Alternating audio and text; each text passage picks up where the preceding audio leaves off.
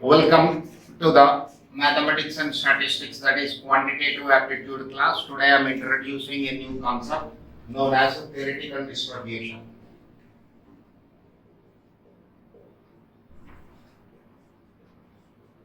Theoretical distribution. Theoretical distribution. Look at this, sir. Permutations and combinations.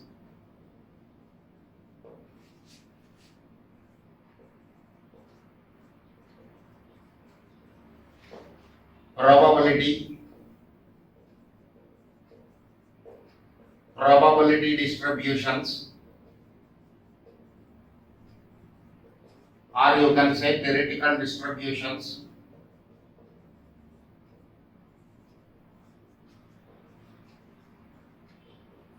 Theoretical distributions. Total 12 to 14 questions you will get from these three units. 12 to 14 questions you will get from this one. So these three are one set. When you are doing practice, permutations and combinations, first you do, then go for probability, then do probability distributions. Always, every time when you are revising, this is the sequence you have to follow. Now, what is meant by theoretical distributions? For that, let us see. When a coin is tossed 3 times, when a coin is tossed 3 times,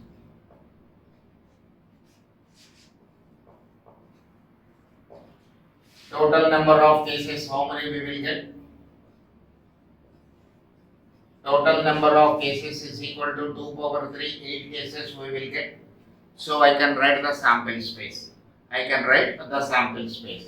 Suppose when I extend the same question this way, when a coin is tossed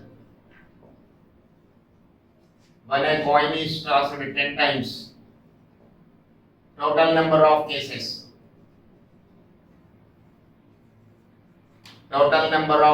is equal to 2 power 10. Total number of cases is equal to 2 power 10. So 1024. How many cases we will get? 2 to the power of 10 means 1024 cases we will get. And it is not possible for us to write 1024 cases on paper. Therefore, what will I do? In this particular case, instead of using the probability concept, I'll go for probability distributions. So, theoretical distributions or probability distributions are what? There are also some techniques available in statistics to calculate the probability. When order of appearance is not important, and we are concerned about the happening of an event or not happening of an event, mathematically under certain assumptions, when I go for calculations, then that is called theoretical distribution. Look at this point one more time. There are certain areas where probability cannot be applied. In that particular case, what will I do? Under certain assumptions, mathematically, when I do some calculations to get the probabilities, then that is called theoretical distributions. Here I am using probability mass function and a probability density function. Okay, those things I am going to introduce here in theoretical distributions. Look at the definition.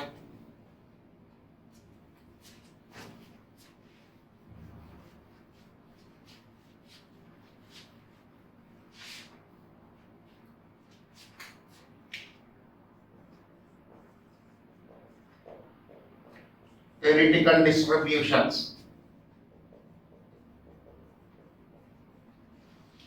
Theoretical distributions are those distributions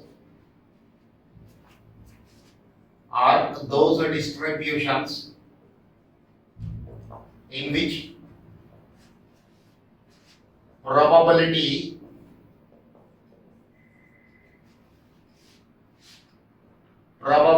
can be calculated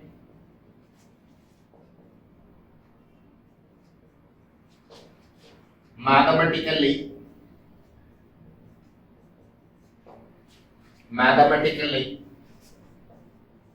under certain assumptions, mathematically under certain assumptions,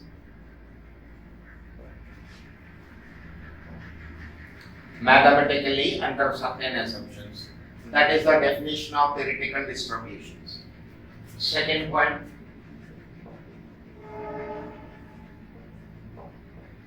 theoretical distributions. Theoretical distributions are of two types.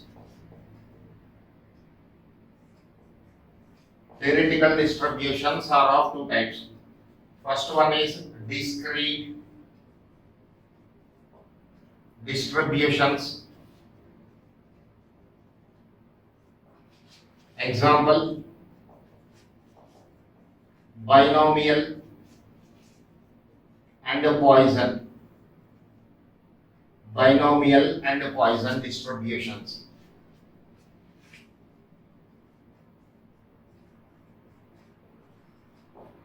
Binomial and Poisson distributions.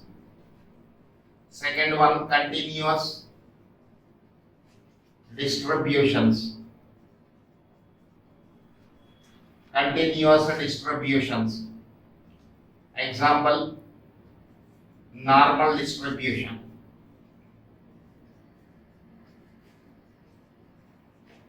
Normal distribution. So theoretical distributions, or you can say probability distributions, are of two types. First one is discrete probability distribution. Second one is continuous probability distribution. Now what is meant by discrete probability distribution?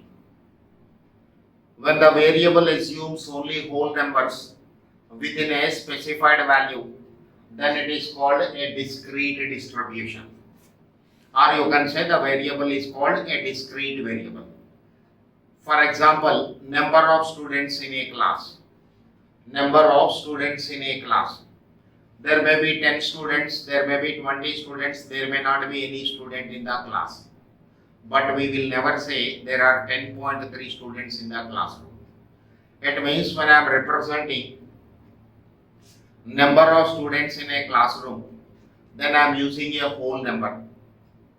Okay, number of print mistakes per page, another example. Another example is number of print mistakes. There may be no mistake at all, there may be one mistake or two mistakes or three mistakes this way. Let us see one more example, number of road accidents per day. Here also the variable is assuming only whole numbers. So finally, how can I define a discrete variable?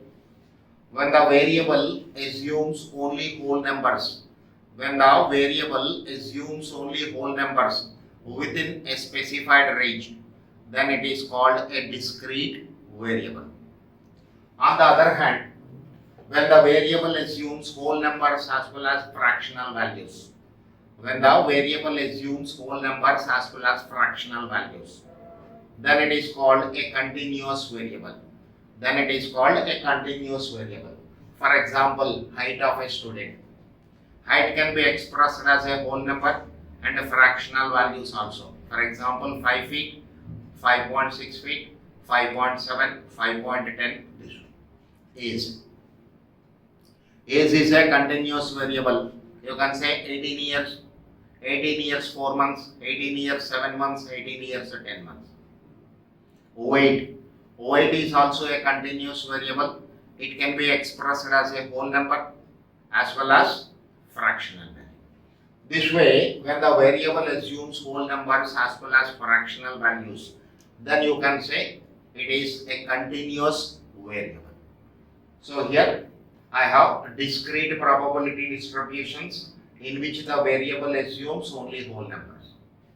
Second one is continuous probability distributions in which the variable is assuming whole numbers as well as fractional values.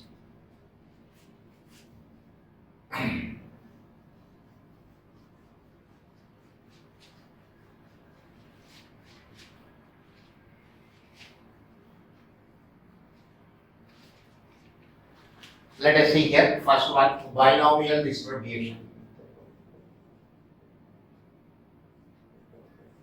Binomial distribution.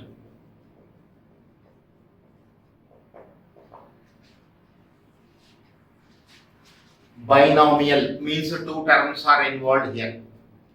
So the distribution which contains two terms. One is happening of an event, the other one is not happening of an event. So before actually entering into the practical part of binomial distribution, it has some properties which you have to remember, because theoretical questions also you will get from this chapter. First point is the experiment is repeated. The experiment is repeated for a fixed and a finite number of times. Finite number of times.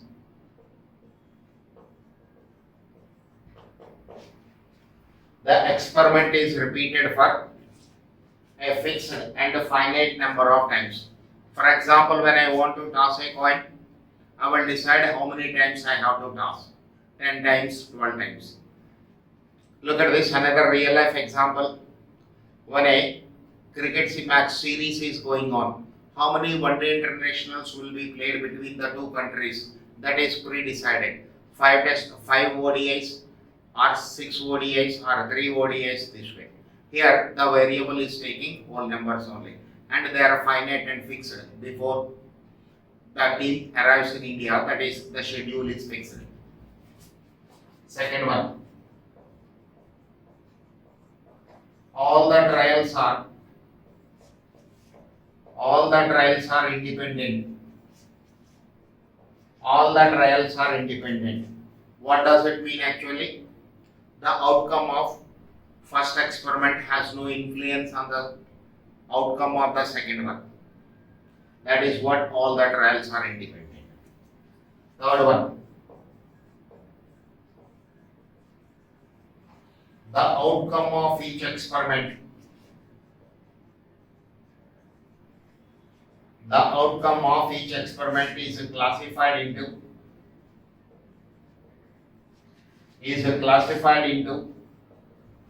two categories called success, that is happening of an event,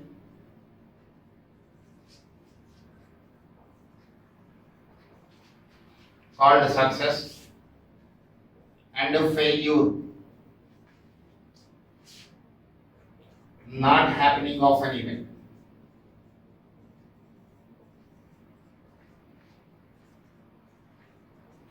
Not happening of an event.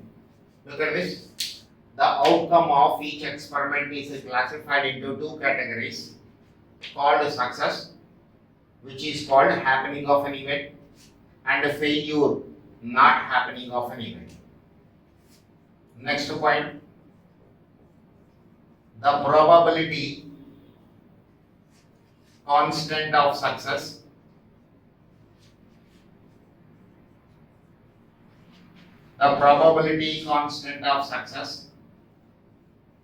is denoted by P, and that of failure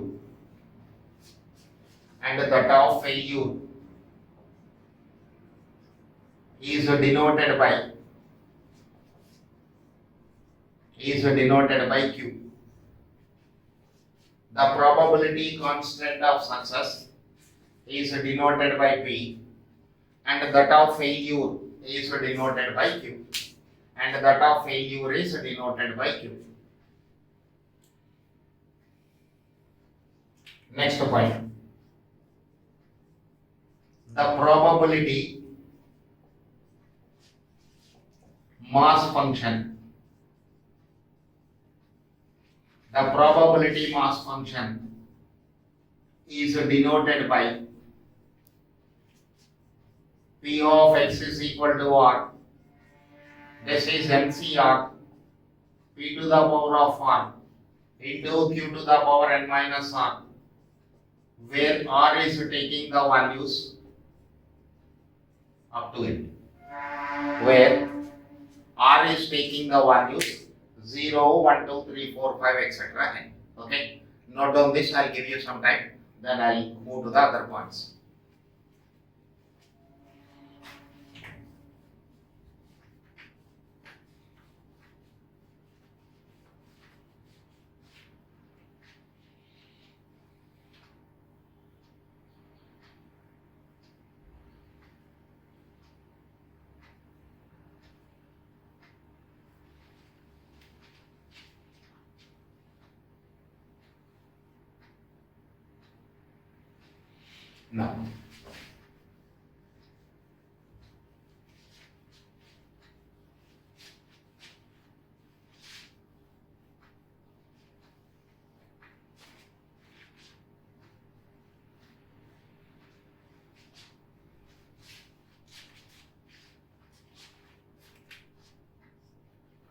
Now, look at this here.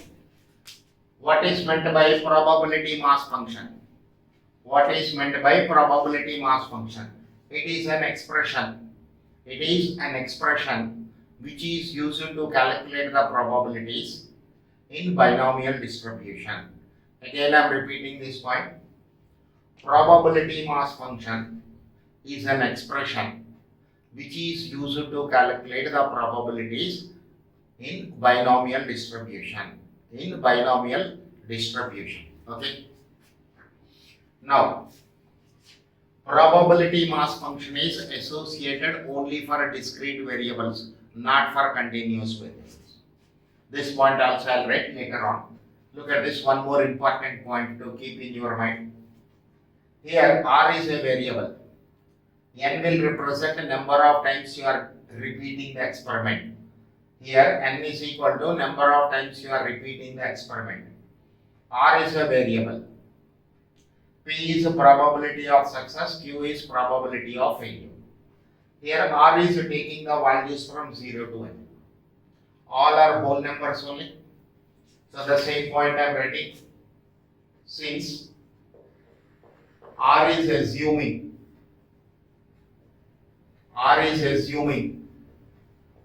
only whole numbers, R is assuming only whole numbers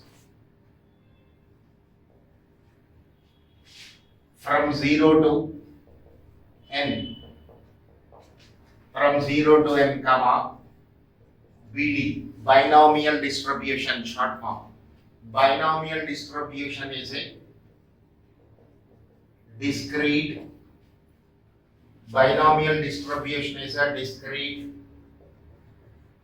probability distribution.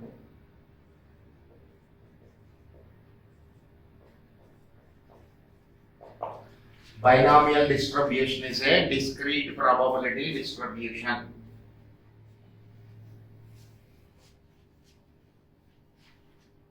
Next point. For a binomial distribution,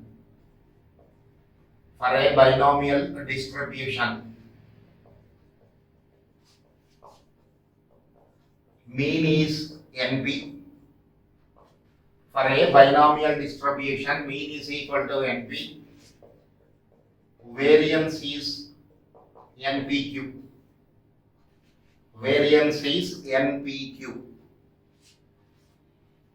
Next point. For a binomial distribution,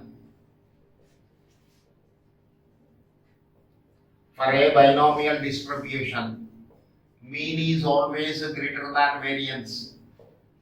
For a binomial distribution, mean is always greater than variance. Next point. Binomial distribution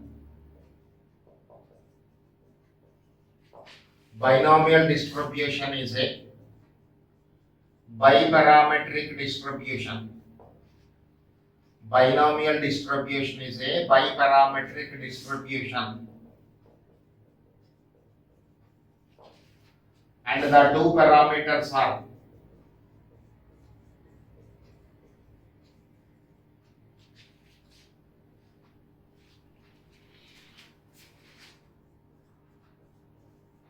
and the two parameters are n comma p. The two parameters are n comma p. What does it mean actually?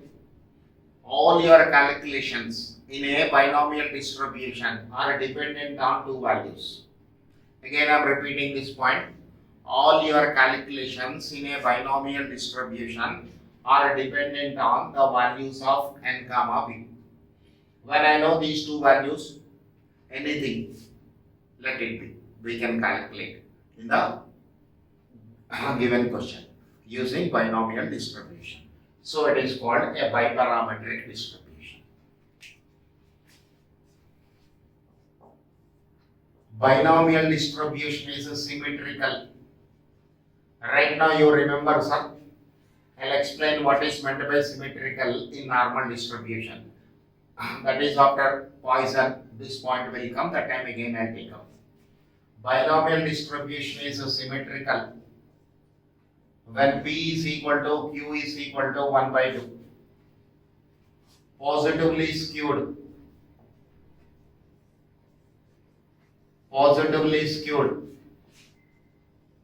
When P is less than half. Negatively skewed.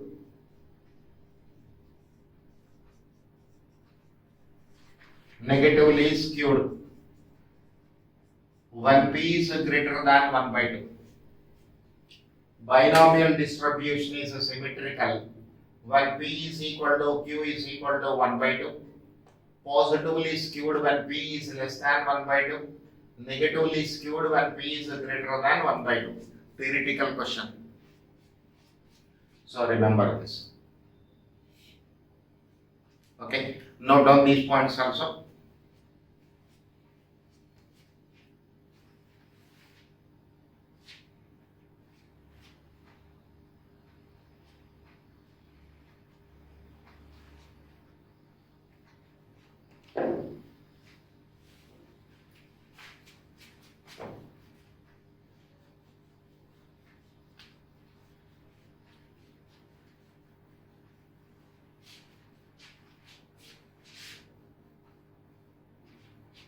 Next, most important point for a discussion is mode. Mode of a binomial distribution.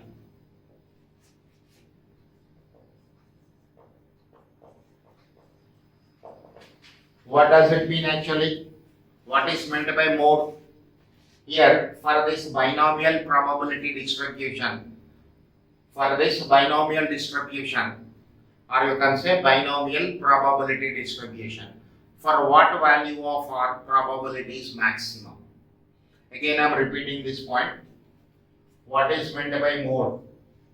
In case of binomial probability distribution, means for what value of R, variable R, probability is maximum, is called mode of the binomial distribution.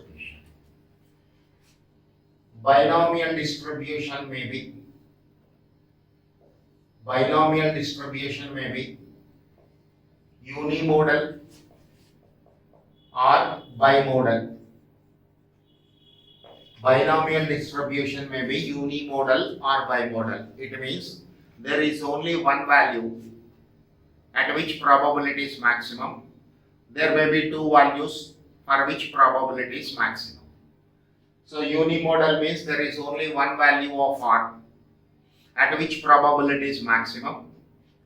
Bimodal means there may be two values of R for which probability is maximum. How to identify that?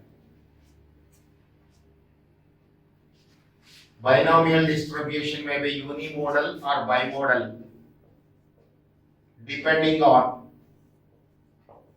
the value of n plus 1 into p.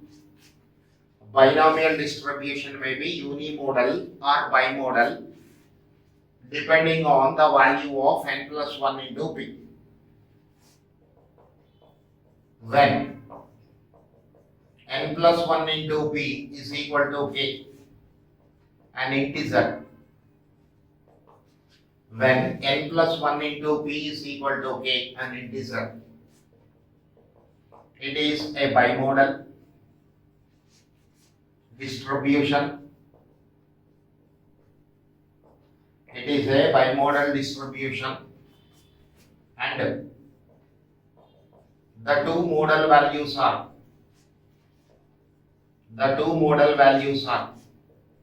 k minus 1 comma k. The two modal values are k minus 1 comma k. Let us see what is the meaning of this.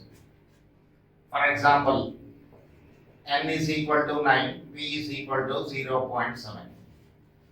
It is given n is equal to 9, p is equal to 0.7.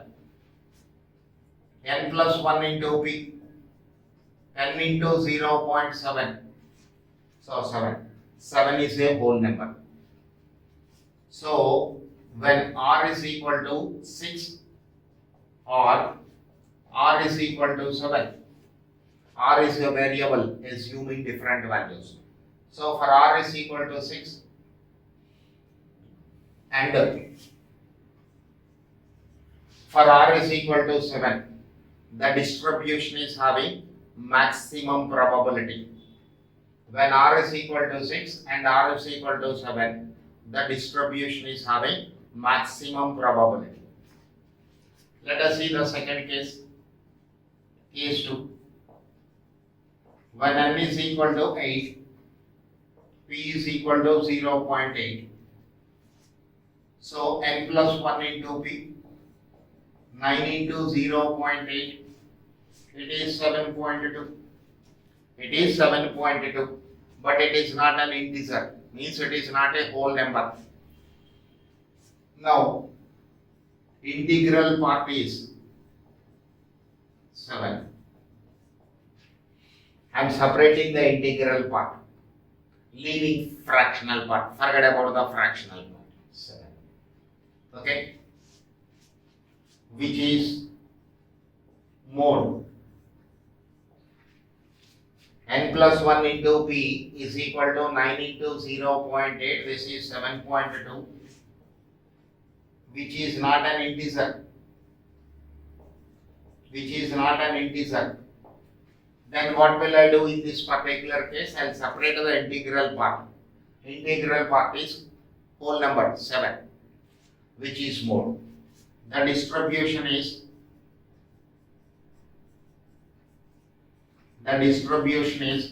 unimodal.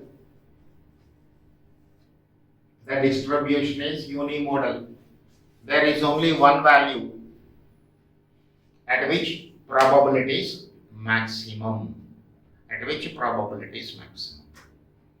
So these are the theoretical points, you can say important points about a binomial distribution.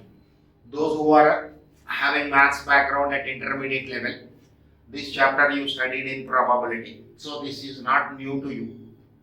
But those who are having without maths background, CEC students, first time you are learning this particular chapter, therefore follow the theory properly. Then I'll do the maximum number of questions so that this chapter will be very clear to you and you feel you are very comfortable. What is your feeling? You are very comfortable in this chapter. Okay? Note down this, sir.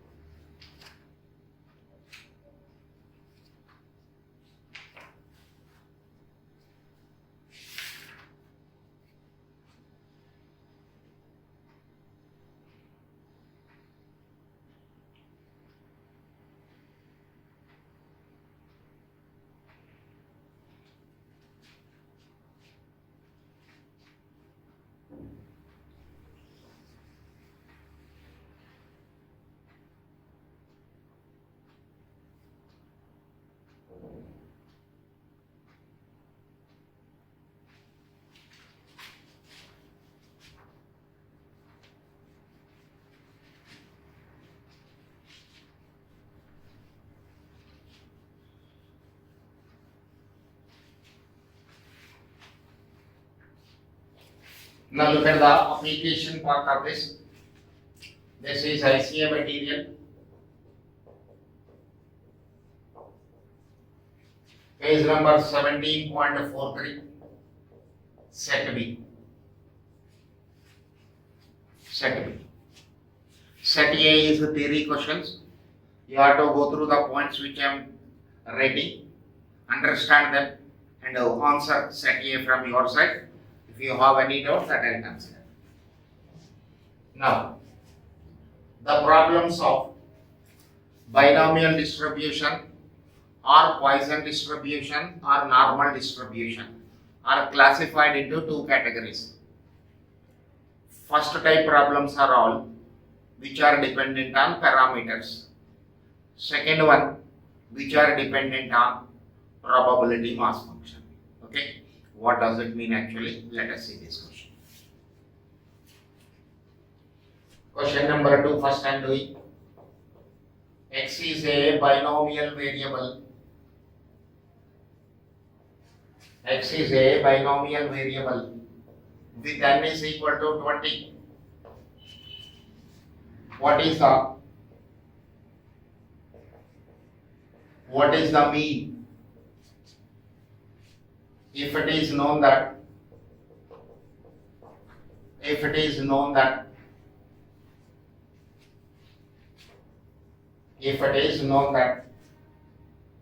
x is symmetric,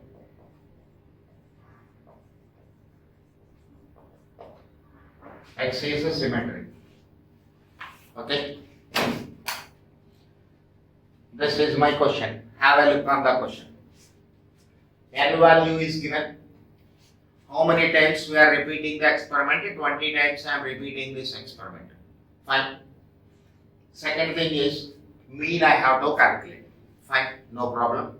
Not only mean, we can calculate mode as well as variance also. To do any type of calculations using binomial distribution, we need two values. One is the value of n, the other one is p value, because these two are called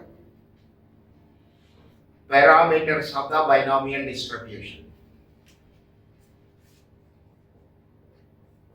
N is equal to 20 given, p is equal to half. How can I take half without any information? Look at the question, sir. It is given. It is symmetric. Look at the theoretical points. What I dictated, binomial distribution is symmetrical when p is equal to q is equal to 1 by 2. So I can use that point here. X is a symmetric means you have to take p value half. So mean is equal to np 20 into 1 by 2, 10. Mean is equal to 10.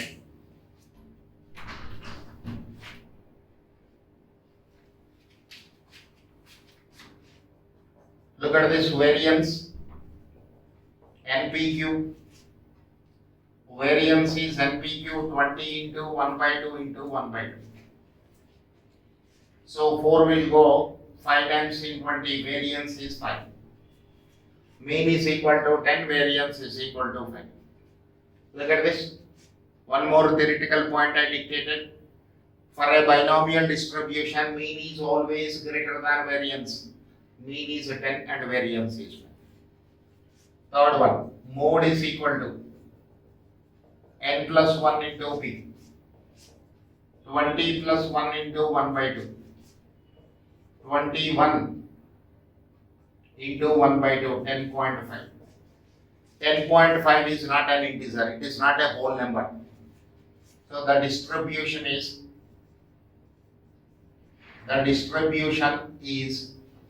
unimodal.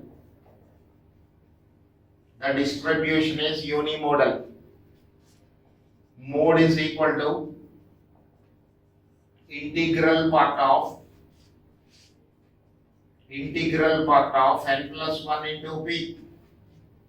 This is 10.5 is this one, integral part is 10. Integral part is 10. Mode is equal to integral part of n plus 1 into p. N plus 1 into p is 10.5. In this integral part is 10. Even though only one value, mean, is asked in the question, these two additional problems are for practice. Okay? Note down.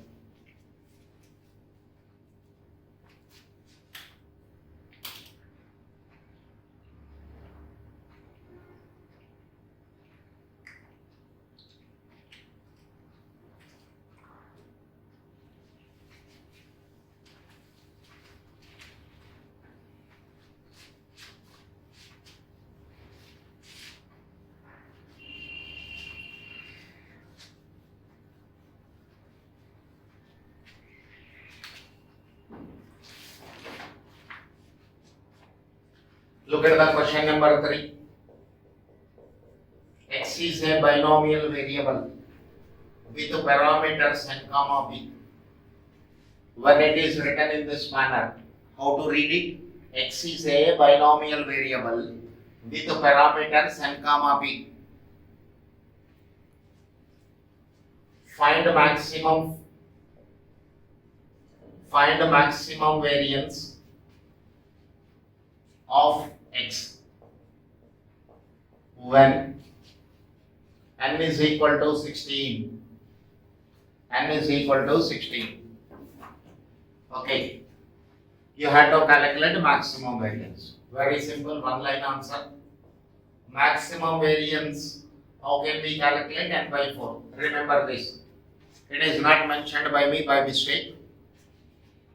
Maximum variance is equal to n by 4. So this is 16 by 4. This is 16 by 4. How many times it will go? 4 times it will go. Maximum variance for this distribution is 4. Question number 4. If x is a binomial variable, if x is a binomial variable, if x is a binomial variable with the parameters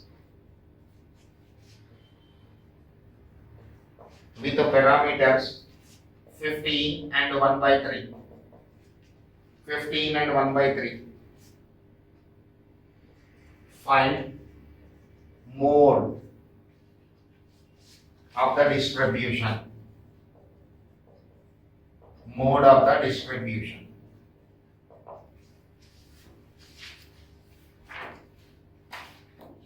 This is my next question. Now look at this, sir. What values are given? Parameters are given. What are the parameters of binomial distribution? N and B. N and B are the parameters. So see the solution part of this. Given N is equal to 15, P is equal to 1 by 3. N is equal to 15, P is equal to 1 by 3. He is asking to find out mode. Just for practice, let us calculate mean, variance and mode. First one, mean is equal to NP. So this is 15 into 1 by 3, 5. In 15, 3 will go 3 times. Variance is equal to NP cube. 15 into 1 by 3 into 2 by 3. So this is 30 divided by 9. 30 divided by 9. 30 divided by 9. 3.33. It is recurring. 3.33. Now, variance is less than mean. So the data is correct. Let us go third one, mode of the distribution. Mode is equal to n plus 1 into p. 15 plus 1 into 1 by 3. 16 into 1 by 3. 16 into 1 by 3. 16 divided by 3. 5.33.